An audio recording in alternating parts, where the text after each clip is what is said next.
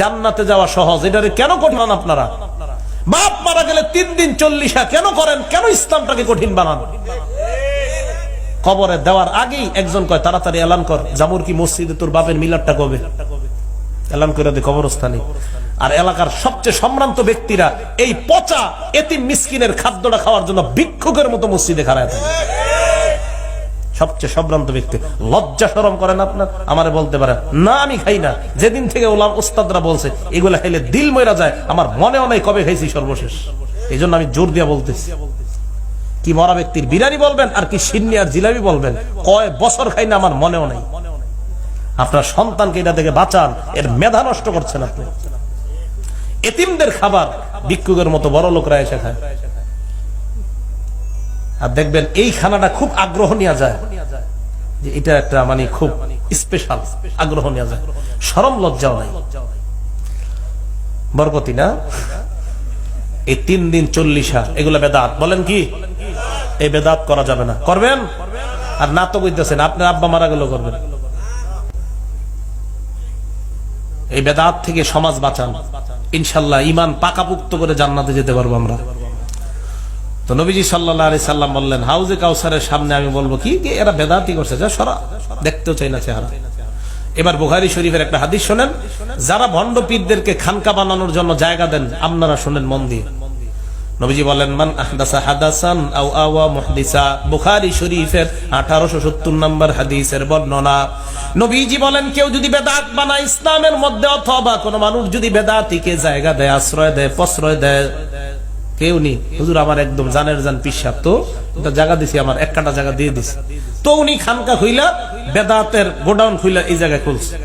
খোলার পর আল্লাহ নবী বলেন লানাতুল্লাহি আলাইহি ওয়াল মালাইকাতি ওয়ান নাসি আজমাইন, তুমি যে জায়গা দিলা তোমার উপর আল্লাহর অভিশাপ, ফেরেশতাদের অভিশাপ, দুনিয়ার সকল মানুষের অভিশাপ। বলেন নাউজুবিল্লাহ।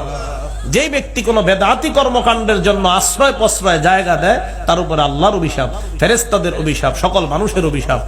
জামুর কি এলাকাটা আল্লাহ যেন বেদাত মুক্ত এলাকা বানায় দেয়, পুরা বাংলাদেশকে আল্লাহ বেদাত মুক্ত বানায় দেয়। আমাদের দেশে 90% মুসলমান, আমরা দাবি করি আমাদের দেশের মতো বেদাত ইন্ডিয়া পাকিস্তানও আছে, কিন্তু আমরা সংখ্যা দিক থেকে অনেক কম তাদের চেয়ে। এই সংখ্যা অনুযায়ী আমাদের দেশে বেদাত খুব বেশি।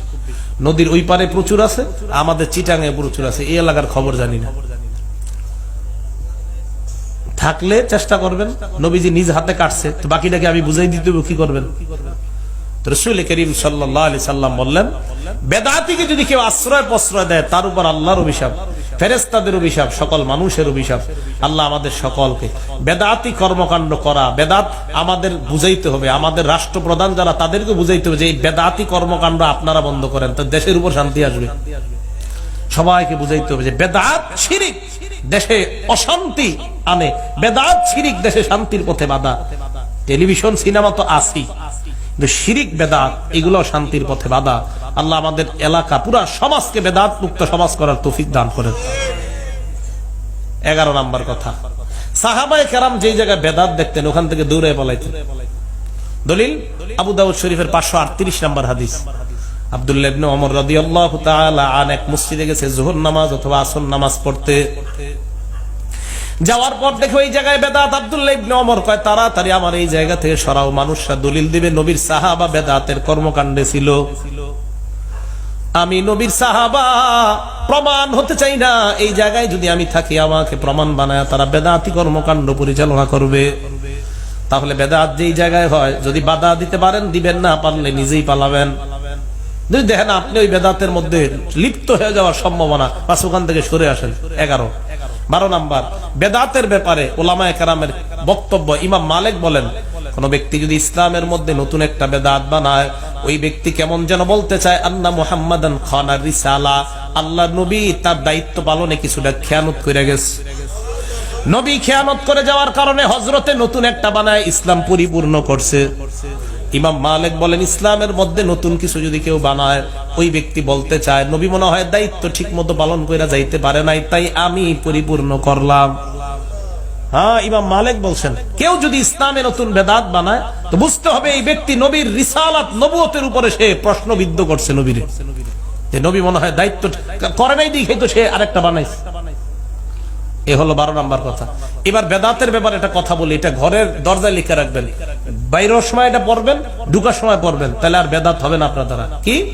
সুফিয়ান সাউরি বলেন, আল বিদআতু আহাব্বু ইলা ইবলিস মিন মাসিয়া, গুনাহ করা, জিনা করা, চুরি করা, ব্যভিচার করা, হত্যা করার চাইতে ইবলিসের কাছে বেদাত খুব প্রিয়।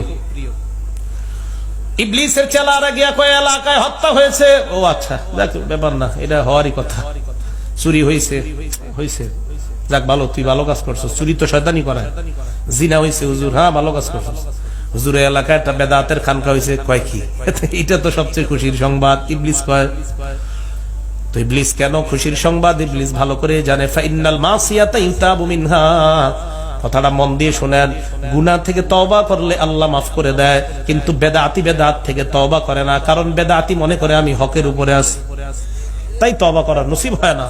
এটা লিখে রাখবেন যে অপরাধ গুনাহ করার চাইতে বেদাত ইবলিসের কাছে প্রিয়। আল্লাহ আমি ঘর থেকে বের হইতেছি, আমার দ্বারা অন্তত কোনো বেদাত যাতে না হয়। বেদাত ইবলিসের কাছে এত প্রিয়, নতুন কেউ বেদাত শুরু করছে, ইবলিস খুব খুশি হয়। কেন?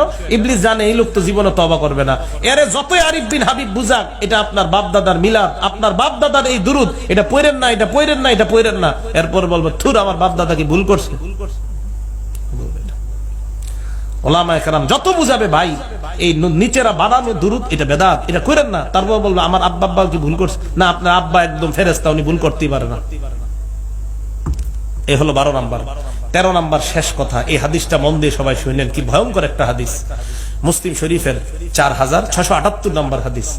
হুযায়ফা ইবনুল ইয়ামান রাদিয়াল্লাহু তাআলা আনহু বলেন, উনি একজন আলেম সাহাবা, কানান নাসু ইয়াসআলুনা রাসূলুল্লাহি আনিল খায়রি ওয়া কুনতু আসআলুহু আনিশ শাররি, জনগণ আল্লাহর নবীকে কল্যাণের ব্যাপারে প্রশ্ন করতেন, শুধু কল্যাণের ব্যাপারে, আমি প্রশ্ন করতাম অকল্যাণের ব্যাপারে, আমি অকল্যাণের ব্যাপারে প্রশ্ন করতাম। আরে আপনি কেন এগুলা করতেন? কয় মা খাফাতা আইয়ুদরিকানি, আমার ভয় হইতো অকল্যাণ যেন আমাকে পেয়ে না বসে, এই জন্য আমি অকল্যাণের প্রশ্ন করতাম বারবার। নবীজিকে আমি একদিন বললাম, ইয়া রাসূলুল্লাহ, এই যে আপনি কল্যাণ, 4টা অংশ মনে রাখবেন, হুজুর আপনি কল্যাণ, এই কল্যাণের পরে আর অকল্যাণ আছে কিনা? কল্যাণ একটা, হ্যাঁ। নবীজি জবাব দিলেন, হ্যাঁ অকল্যাণ আছে। কয়টা অংশ হইল? 2টা।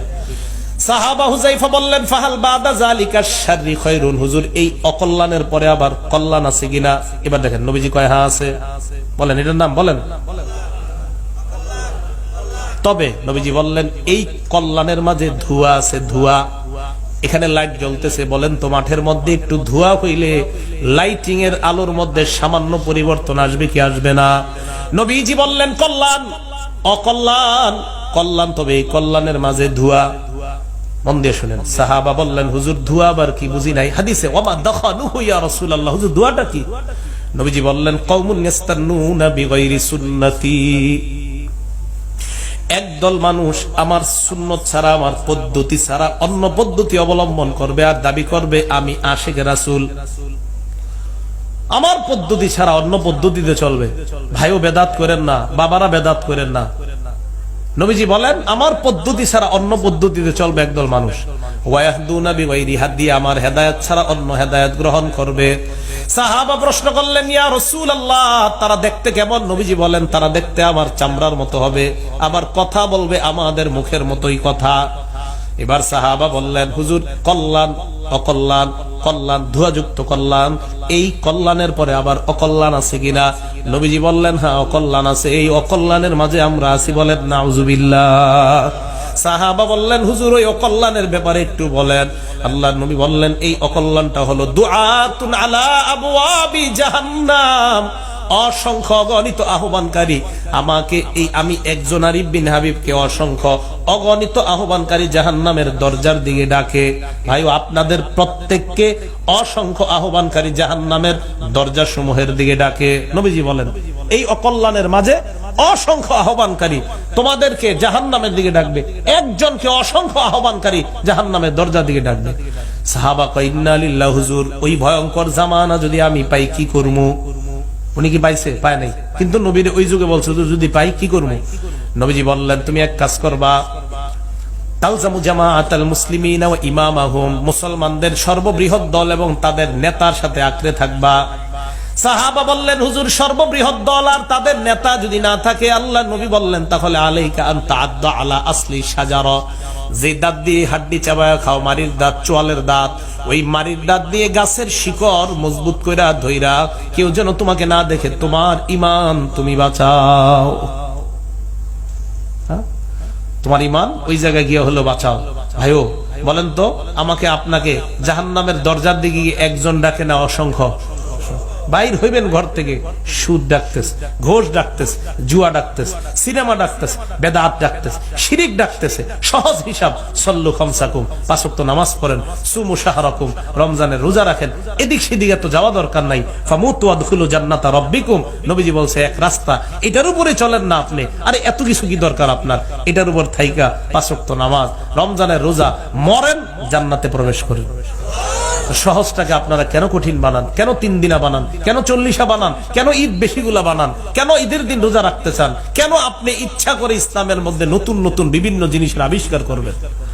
আল্লাহ আমাদের সকলকে বেদাত মুক্ত জীবন যাপন করে আমরা যেন পাকাপোক্ত ঈমান নিয়ে আমি সহ আমরা সবাই জান্নাতে দেখা করতে পারি। আল্লাহ তৌফিক দান করেন। আমিন ওয়া আখিরু দাওয়ানা আলহামদুলিল্লাহি রাব্বিল আলামিন।